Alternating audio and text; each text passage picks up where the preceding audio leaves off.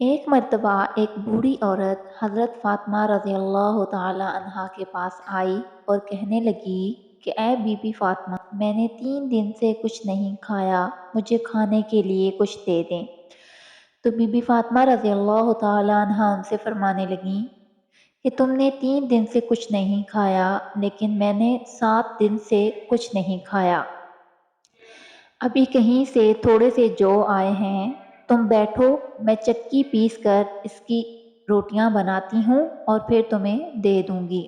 حضرت فاطمہ رضی اللہ تعالی عنہا نے چکی پیس کر اس آٹے کی روٹیاں بنائیں اور اس بوڑھی عورت کو دے دیں۔ وہ بوڑھی عورت کہنے لگی کہ آپ نے اتنے دن سے کچھ نہیں کھایا، آپ بھی اس میں سے کچھ لے لیں۔